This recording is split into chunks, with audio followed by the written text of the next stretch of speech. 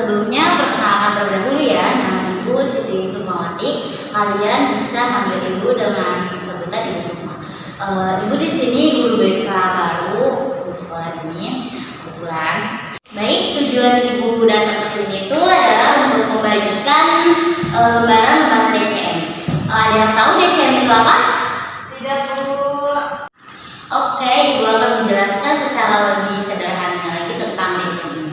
Jadi DCM ini merupakan daftar cek masalah yang di dalamnya ini berisi semacam sebuah pernyataan-pernyataan perihal permasalahan yang dialami oleh Anda sekalian.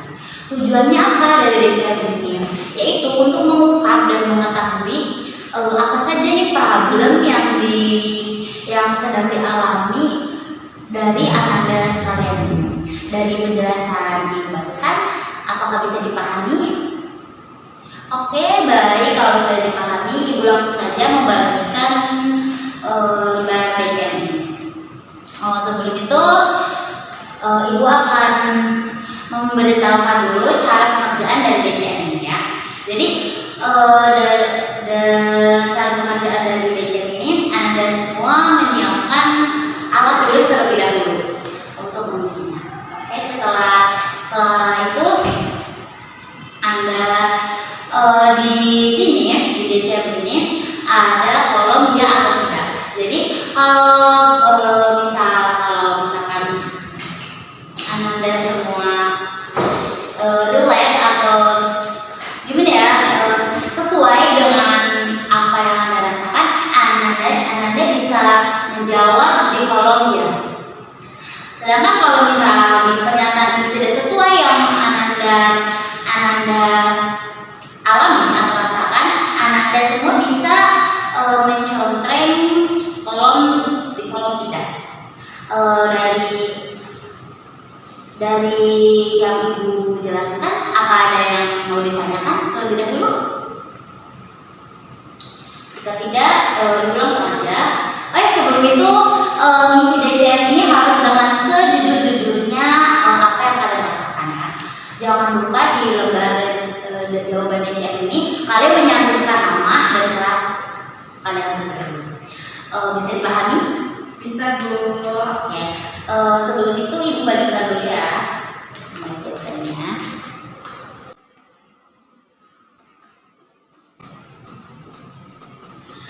Sebelum mengerjakan DCM ini, alangkah lebih baiknya kita berdoa terlebih dahulu menurut kepercayaan masing-masing.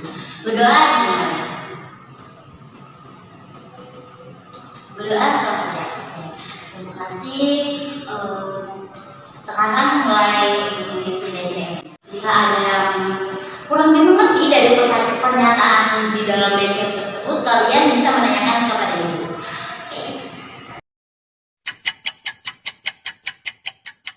Baik, apakah teman-teman sudah selesai semua mengisi DCM-nya? Sudah, Bu. Sudah, alhamdulillah. Ibu akan mengambil dulu ya jawaban DCM-nya. Iya, Ibu.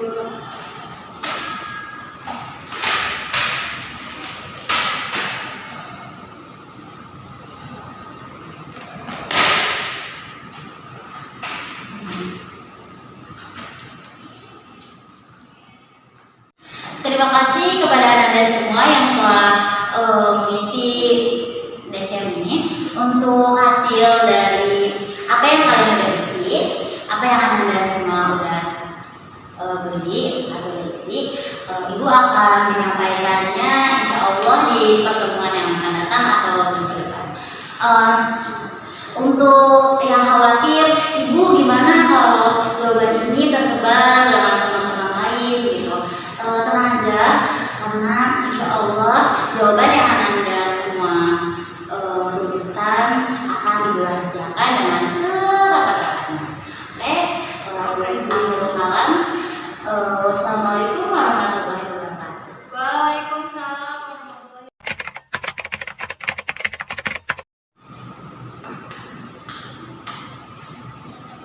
Assalamualaikum warahmatullahi wabarakatuh.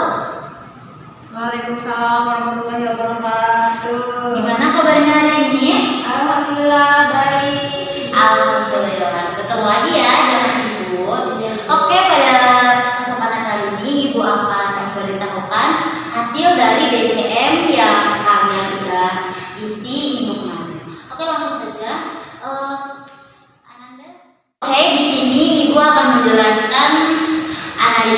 data per aspek pada masalah yang Anda semua udah isi. Yang pertama itu ada aspek kesehatan. Nah, aspek kesehatan ini ini adalah jumlah pernyataan. Jadi Ibu membuat 10 pernyataan per aspeknya. Nah, ini adalah jumlah responden. Jadi di kelas ini Anda semua ini berjumlah 20 siswa. Kalau kecepatan bisa komentar Ibu ya. Untuk AM ini pernyataan terberat. Jadi dari 10 poin ini terdapat 3 poin yang berat atau yang lebih ke negatif yang menjadi permasalahan. Nah, MM ini jumlah responden yang sudah memilih pernyataan terberat tersebut. Responden di pernyataan terberat tersebut. Nah, jumlah dari semua ini hasilnya adalah 6%. Nah, 6% ini masuk ke dalam predikat B, yaitu keterangannya kalau predikat B ini agak bermasalah. Nah, untuk poin-poin berikutnya juga untuk aspek-aspek berikutnya juga seperti aspek ekonomi, hobi, rekreasi, kehidupan keluarga, agama dan moral, sosial atau organisasi, hubungan pribadi, mudah-mudi, penyesuaian lingkungan dan karir ini untuk penjelasannya sama seperti di aspek kesehatan. Hasilnya segini. Nah, dari semua ini yang menjadi permasalahan itu pada aspek hubungan pribadi, di mana di aspek hubungan pribadi ini memiliki 10 pernyataan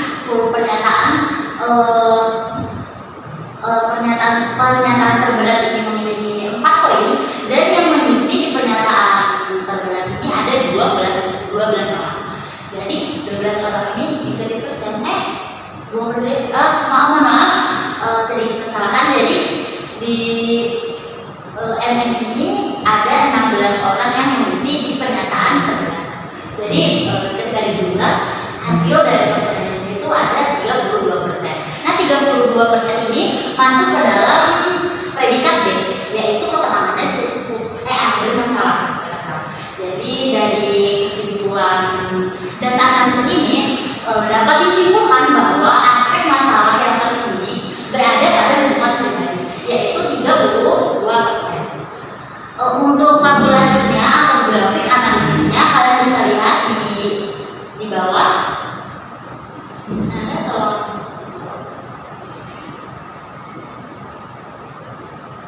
Nah, ini grafik analisis kelompok. Jadi di kesehatan itu di kesehatan ini terdapat 6% permasalahannya, ekonomi 5%, hobi dan rekreasi 5%, kehidupan keluarga ini 9%, agama dan moral ini 4%, sosial atau berorganisasi itu 24%, hubungan pribadi terbanyak yaitu mencapai 32%, pemudi-mudi terdapat pada 8%, penyesuaian lingkungan 4%, dan karir itu menjadi urutan ketiga tertinggi yaitu 15%.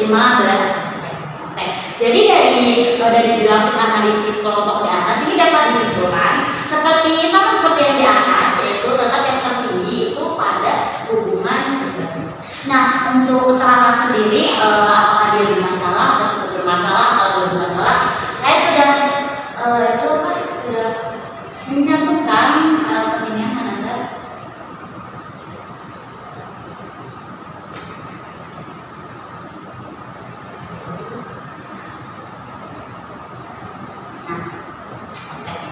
Jadi keterangan ini adalah tidak bermasalah itu persentasenya 0%, yaitu predikatnya A. Agak bermasalah itu 1% sampai 10%, itu masuk dalam predikat B. Cukup bermasalah itu 11% sampai 25%. Nah, predikatnya itu C. Bermasalah itu 26% sampai 50%, predikatnya B. Dan sangat bermasalah itu di persentase 51% sampai 100%. Nah, predikatnya itu E.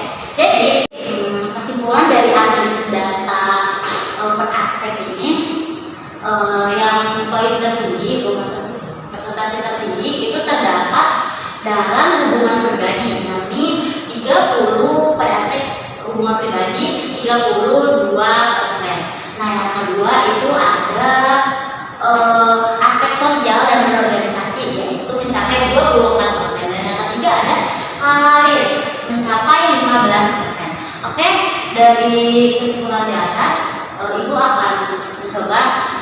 Ibu sudah membuat suatu program untuk mencoba membantu mengatasi permasalahan dalam problem yang ada pada hasil analisis di atas. Oke, untuk lebih jelasnya Ibu akan, di sini ada program yang sudah Ibu buat untuk membantu menyelesaikan permasalahan atau problem yang dialami pada analisis yang baru yang tadi analisis yang pesan. Nah, yang pertama ada pribadi. Nah, pribadi ini tujuan Ibu memberikan layanan ini adalah agar peserta didik dapat memahami cara ia memposisikan dirinya akan prioritasnya antara teman dengan orang tua. Nah, komponen dasarnya adalah layanan dasar.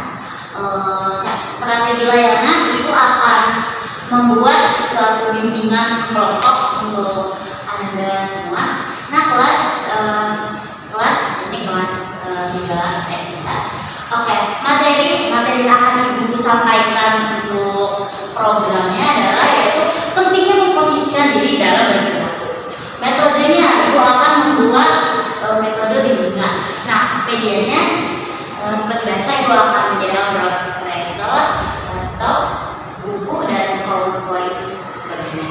Oke, program yang kedua, Anda tolong geser ke bawah.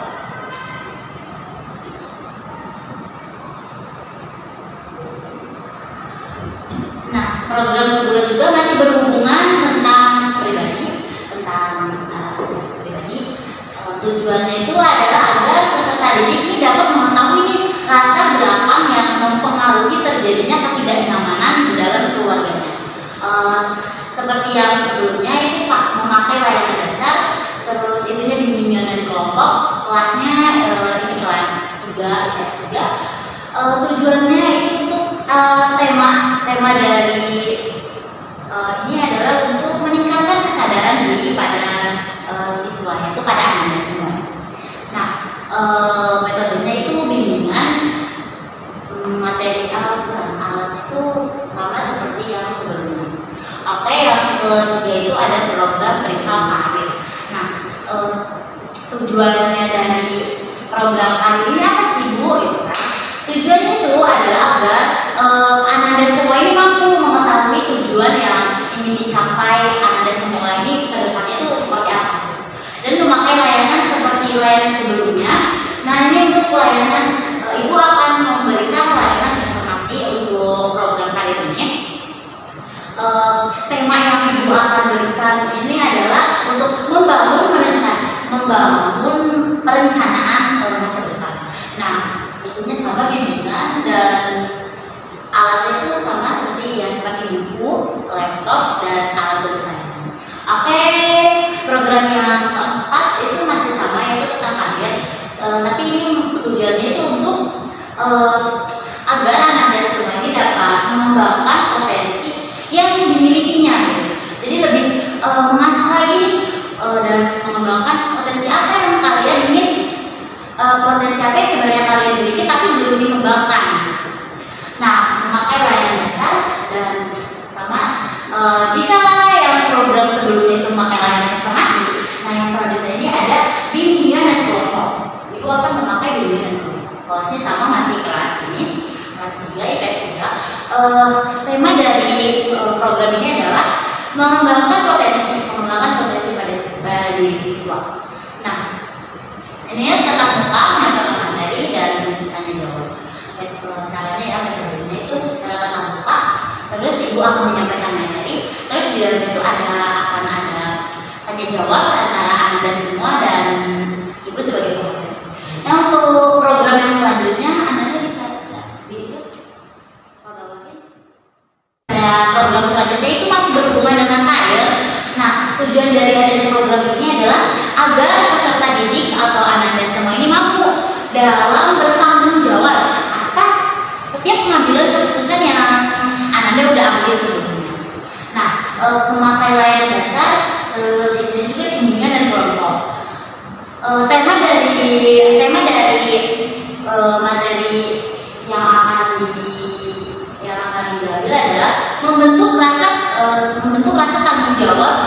diri siswa. Nah, seperti ya sama seperti sebelum-sebelumnya, kalian bisa, Anda semua bisa lihat di sini. Oke, untuk program selanjutnya atau bisa menjadi program terakhir yang akan Ibu berikan kepada Anda semua itu tentang aspek sosial. Nah, aspek sosial ini Ibu akan membuat program yang bertujuan untuk agar peserta didik ini dapat mampu berkomunikasi secara baik dengan teman sekelasnya. Maksudnya itu agar agar anak-anak semua ini dapat berinteraksi dengan baik sesuai yang diinginkan, agar tidak ada tidak ada pembulian ataupun rasa kurang percaya diri dalam berkomunikasi dengan antar sesama atau antar teman. Oke, Ibu akan menggunakan layanan dasar dan Ibu akan menggunakan bimbingan kelompok. Tema dari program yang Ibu buat ini adalah membangun interaksi sosial. Jadi masih berhubungan dengan interaksi agar mampu berkomunikasi dengan baik dengan sesama, menggunakan seperti sebelum-sebelumnya, kita menggunakan laptop dan alat tulis dan sebagainya. Oke, mungkin itu aja yang bisa Ibu sampaikan untuk program yang sudah Ibu buat. Kurang lebihnya Ibu mohon maaf. Tapi sebelumnya jika Anda semua ada yang belum dipahami apa yang telah Ibu sampaikan, silakan ditanya. Tidak ada Ibu. Oke, baik, karena tidak ada dan waktunya juga udah habis ya. Jadi untuk program insya Allah akan Ibu jalankan untuk setahun ke depan ini. Jika berjalan secara efektif, Ibu akan membuat program